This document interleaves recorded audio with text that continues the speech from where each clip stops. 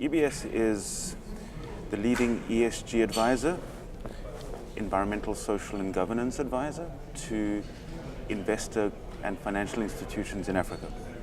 So our philosophy is really that money coming into Africa or looking for a home, an investment home in Africa, needs to be cognizant of the social license to operate, resource efficiency, and the governance constraints which manage and protect that risk, as well as enhance the underlying assets.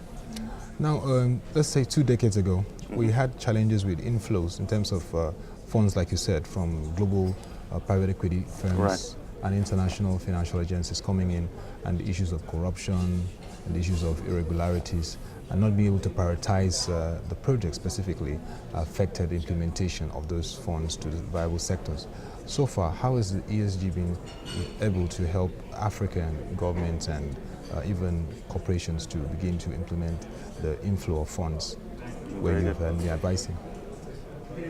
Companies that invest, so money that's invested in organizations that have a deep social license to operate. In other words, strong relationships with the surrounding communities, their staff, their supply chain, tend to be more resilient to changes in government, political disturbances, political risk, labor unrest.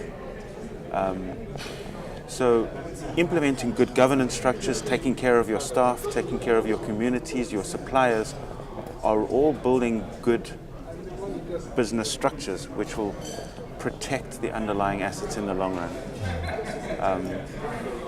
What we've seen is that ESG tends to be either a luxury or a grudge purchase. What we're trying to do is to bring these issues closer to the core business and understand the linkages between ESG and financial returns. And for example, in the pension funds exist to ensure that retirees, pensioners have stable cash flows upon achieving retirement. But what's the point in having that cash flow if the environment within which the pensioner is living is so poor that they can't breathe the air, drink the water, their grandchildren have no good education or job opportunities, that the public infrastructure is so poor, there's no health care, etc. So a thriving investment community also needs a thriving society. And we feel that these ESG principles not only serve to support the pension funds and the sovereign funds that are here today, but also ensure that those revenues are more stable and more resilient going forward. In rounding up, the Nigerian Sovereign and Pensions Forum is very incisive. And you raised something yesterday in the panel about the issue of the income inequality, the squeezing of the middle class post-2008 market crisis. How would this help to leverage this challenge?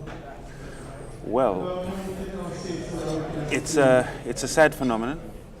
And what we're encouraging pension funds and sovereign fund administrators to do is to invest in the unlisted and SME space in Africa, because we believe that is where you're going to create the middle class, that is going to create the fiscal base, drive the GDP, and most importantly, create jobs and create a sustainable local economy in Africa.